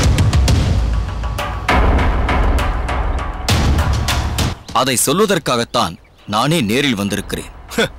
நடக்காத விஷயத்திற்கு தூதுவனாக வந்திருக்கிறாயே செவத்தையா. இந்த விஷயம் நல்லபடியாக நடக்க வேண்டும் என்பதற்காகத்தான் தூதுவனாக வந்திருக்கிறேன். செவத்தையா, சூரியன் மேற்கில் உதித்தது என்று சொல், ஒப்புக்கொள்கிறேன். கடல் நீர் வற்றிவிட்டது என்று சொல், ஏற்றுக்கொள்கிறேன். அமாவாசை நாளில் நிலவு தெரிந்தது என்று சொல், நம்புகிறேன். ஆனால் நீ சொல்வதை மட்டும் என்னால் ஏற்றுக்கொள்ள முடியாது. வல்லத்தரையா, வாளுக்கு வேலி மீது கொண்ட வஞ்சக எண்ணத்தை உன்னால் மாற்றிக்கொள்ளவே முடியாதா? முடியும். கொக்கு மீனை கொத்தாமல் இருந்தால், பாம்பு தவளையை விழுங்காமல் இருந்தால், வேங்கை மானை வேட்டையாடாமல் இருந்தால், நானும் அந்த வாளுக்கு வேலி மீது கொண்ட வஞ்சக எண்ணத்தை மாற்றிக்கொள்ள முடியும். அப்படியானால் என் அண்ணனின் கோரிக்கையை நீ ஏற்க மாட்டாயா? மாட்டேன் என்று நான் சொல்லவில்லை. ஆனால் நான் ஊமைத்துறையாரை சந்திக்கும் போது எனது மனநிலை அமைதியான நிலையில் இருந்தால்தான் அவர் கேட்கும் கேள்விகளுக்கு விடை சொல்லவோ அவர் சொல்லும் கருத்தை ஏற்கவோ என்னால் முடியும். என் கண் முன்னால் அந்த வாளுக்கு வேலியை சந்தித்தேன் என்றால் என் மனநிலை முழுவதும் என் எதிரி எதிரிலேயே நிற்கிறான் என்பதில் தான் இருக்கும். அதிலிருந்து அவ்வளவு எளிதாக என்னால் மாற முடியாது. இப்போது உள்ள பிரச்சனையே இதுதான் வல்லத்தரையா. நீ வாளுக்கு வேலி மீது வைத்திருக்கும் வஞ்சம்தான் மருது சகோதரர்களுக்கும் எனது அண்ணன் ஊமைத்துறையாருக்கும் பெரும் பலவீனமாக இருக்கிறது. இந்த வஞ்சத்தால் நடக்க வேண்டிய நன்மைகள் பலதும் நடக்காமல் போய்விட்டது. இந்த பிரச்சனையை சரி செய்து ஒரு முக்கியமான பொறுப்பை ஒப்படைக்க வேண்டும் என்பதற்காகத்தான் அண்ணன் உன்னை அழைத்திருக்கிறார். காரணமில்லாமல் எந்த ஒரு காரியத்தையும் என் அண்ணன் செய்ய மாட்டார் என்பது உனக்கே நன்றாக தெரியும். ஆனால் ஏதோ ஒரு காரணத்தோடுதான் உன்னையும் வாளுக்கு வேலியையும் அண்ணன் அழைத்திருக்கிறார் என்பதை புரிந்து கொள். மற்ற விஷயங்களை மனதில் வைத்துக் கொண்டு இதை தவிர்க்காதே. உன் சுபாவத்தை மாற்றிக்கொள். மாற்றியதால் தானே பாகனேரிக்கு சென்றேன். அதுவும் ஊமைத்துறையாரின் விருப்பம்தானே. நான் பாகனேரிக்கு சென்றதால் என்ன நடந்து விட்டது? நானும் வாளுக்கு வேலியும் நட்பு பாராட்டிக் கொண்டோமா அல்லது அன்பை பரிமாறிக் கொண்டோமா? இது உடைந்து போன கண்ணாடி. இதை என்னதான் ஒட்ட வைத்தாலும் பிம்பங்கள் வேறு வேறாகத்தான் தெரியும். இதற்காக நேரத்தை வீணாக்காதீர்கள் என்றுதான் உன் அண்ணனுக்கு புரிய வைக்க விரும்புகிறேன். அண்ணா, இந்த விவாதத்தில் நான் தலையிடுகிறேன் என்று என்னை தவறாக நினைக்க வேண்டாம். நீங்கள் ஊமைத்துறையாரை சந்திக்க செல்வது பாகநேரி அம்பலக்காரரோடு நட்பு பாராட்டுவதற்காக அல்ல. நீங்கள் இருவரும் ஒன்றாக ஊமைத்துறையாரை சந்திப்பதன் மூலம் தமிழகத்திற்கு ஏதோ நல்லது நடக்கப் போகிறது. அதை மட்டும் என்னால் உறுதியாக சொல்ல முடியும். நீங்கள் எதையோ மனதில் நினைத்துக் கொண்டு அங்கு செல்லாமல் இருந்தால் அது ஊமைத்துறையாரின் மனதில் மிகப்பெரிய வேதனையை உண்டாக்கும். அத்தகைய நிலை ஏற்படக்கூடாது என்றால் நீங்கள் நிச்சயம் அங்கு சென்றுதான் ஆக வேண்டும்.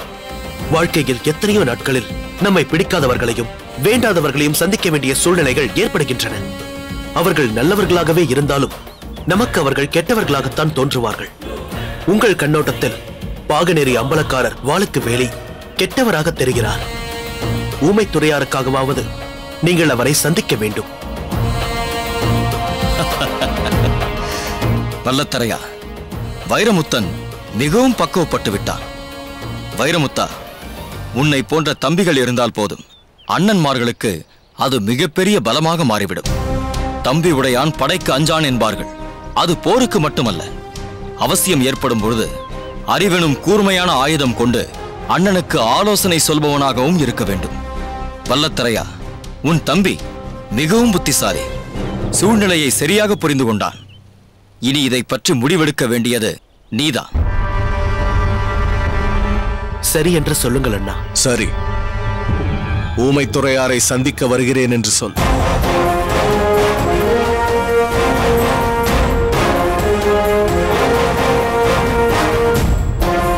பலே, சரியான நேரத்தில் சரியான முடிவெடுத்து விட்டாய். வைரமுத்தா, உன் அண்ணனின் மனதை மாற்றியதற்கு மிக்க நன்றி. நான் வருகிறேன்.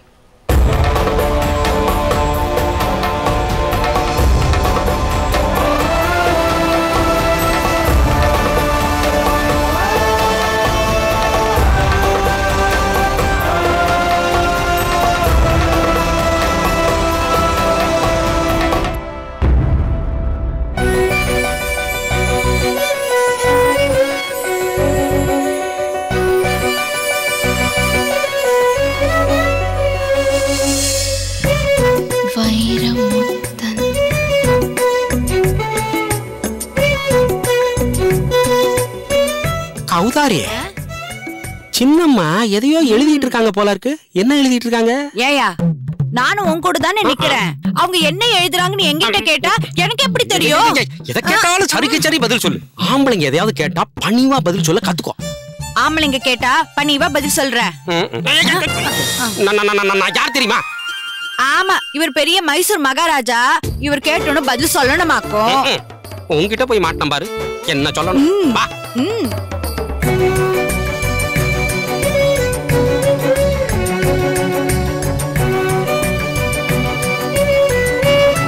வைரமுத்தன்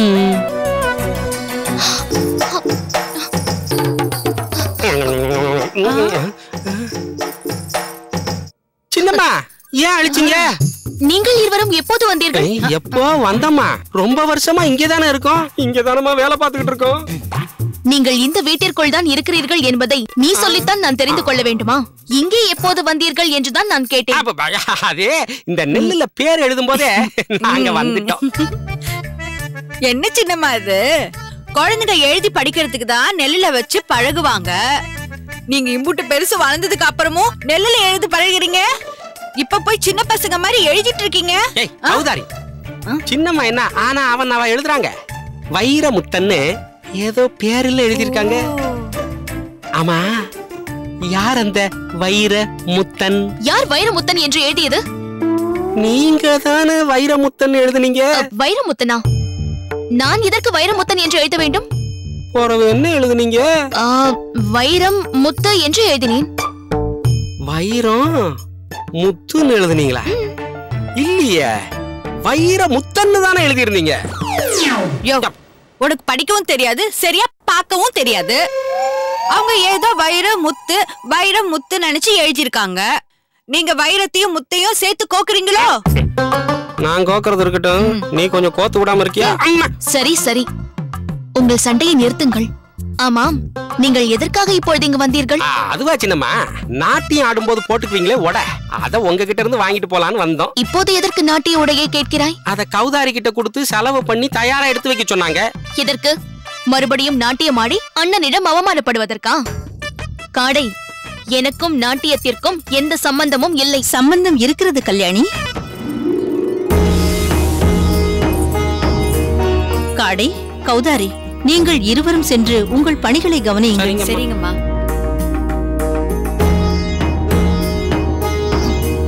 அம்மா, நாட்டியத்திற்கும் எனக்கும் என்ன சம்பந்தம் இருக்கிறது? உனக்கு நாட்டியம் கற்றுத்தர வேண்டும் என்று உன் அண்ணன் வாளுக்கு வேலி ஆசைப்படுகிறான் அம்மா. என்னம்மா சொல்கிறீர்கள்? அவர்தானே வளைந்து நெளிந்து உடலை வருத்திக் கொள்ளும் நாட்டியம் உனக்கு வேண்டாம் என்று சொன்னார். பிறகு அவரே இப்போது எதற்காக அதை கற்றுத்தர வேண்டும் என்று சொல்கிறார்? கல்யாணி, அன்றைய சூழ்நிலைக்கு உனக்கு அது தேவையில்லை என்று உன் அண்ணனுக்கு தோன்றியிருக்கலாம். ஆனால் இன்றைக்கு உனக்கு தேவை என்று அவன் நினைத்திருக்கிறான். அதுதான் ஏன் என்கிறேன். இந்த காலத்து ஆண் பிள்ளைகள் பல விஷயங்களை எதிர்பார்க்கிறார்களே. என்ன எதிர்பார்க்கிறார்கள்? தான் கல்யாணம் செய்து கொள்ள போகும் பெண் அழகாக இருந்தால் மட்டும் போதாதாம். அவளுக்கு இனிமையாக பாடத் தெரிந்திருக்க வேண்டுமாம், அருமையாக ஆடத் தெரிந்திருக்க வேண்டுமாம். இப்படி எவ்வளவோ எதிர்பார்ப்புகளை இந்த காலத்து ஆண் பிள்ளைகள் வைத்திருக்கிறார்கள். எதிர்பார்த்தால் எதிர்பார்த்துக் கொள்ளட்டும், அதனால் எனக்கு என்ன? அது சரி, உனக்கு திருமணமாக வேண்டாமா?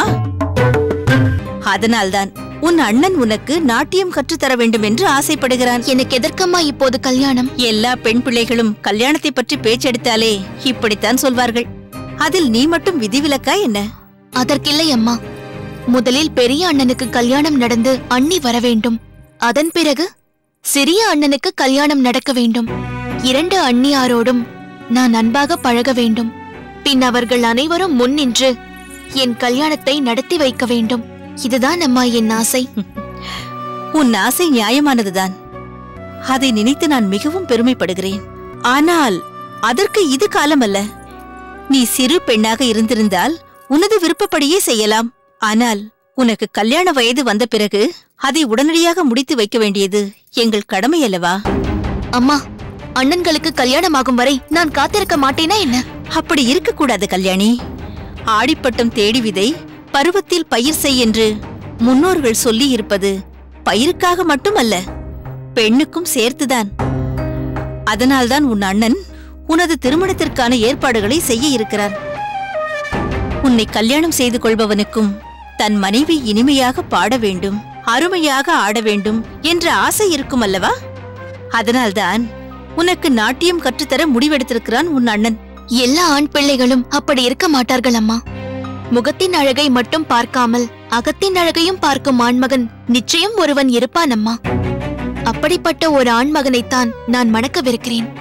அதை விட்டுவிட்டு மனைவியை ஒரு பொழுதுபோக்காகவும் போகப் பொருளாகவும் நினைக்கக்கூடிய அம்பலக்காரனை நான் எப்படி அம்மா கல்யாணம் செய்து கொள்ள முடியும்? கல்யாணி, நீ நினைப்பது போல் ஒரு உன்னதமான புருஷன் உனக்கு கிடைத்தால் அதைவிட சந்தோஷம் எங்களுக்கு வேறென்னமா இருக்கிறது? ஆனால் நாம் எதிர்பார்ப்பது போலவே எப்பொழுதும் அமைந்து விடுவதில்லையே. ஒருவேளை நீ எதிர்பார்க்கும்படி அமையாமல் வேறு விதமாக அமைந்துவிட்டால் அதற்கு தக்கபடி நீ இருக்க வேண்டும் அல்லவா? அதனால்தான் உனக்கு நாட்டியம் கற்றுத்தருவதற்காக ஒரு அற்புதமான ஆசிரியையை உன் அண்ணன் தீர்மானித்து விட்டான். வெகு விரைவில் நம் வீட்டில் சலங்கை சத்தம் கேட்கப் போகிறது. ஓ, விஷயம் அந்த அளவிற்கு போய்விட்டதா? யார் அந்த ஆசிரியை? ஆசிரியை மட்டுமல்ல, ஆடலரசியும் கூட. திருக்கோட்டியூர் சௌமிய நாராயண பெருமாளால் அந்த ஊருக்கு பெருமை என்றால் அந்த ஊரில் வாழ்ந்து கொண்டிருக்கும் ஆடலரசி சுந்தரியால் அந்த ஊர் பிரசித்தம். உன் அண்ணன் உனக்காக ஒரு நடன ஆசிரியையை தேர்ந்தெடுத்திருக்கிறான் என்றால் அவள் நிச்சயம் உயர்ந்தவளாகத்தான் இருப்பாள். அதேபோல் உனக்காக பார்க்கப்படும் ஒரு மாப்பிள்ளையும் நிச்சயம் உன்னதமானவனாகத்தான் இருப்பான். அதனால் உன் அண்ணனின் விருப்பத்திற்காகவாவது நீ நாட்டியத்தை கற்றுக்கொள்ளத்தான் வேண்டும். வெகு விரைவில் நம் வீட்டில் சலங்கை சத்தம் கேட்க வேண்டும்.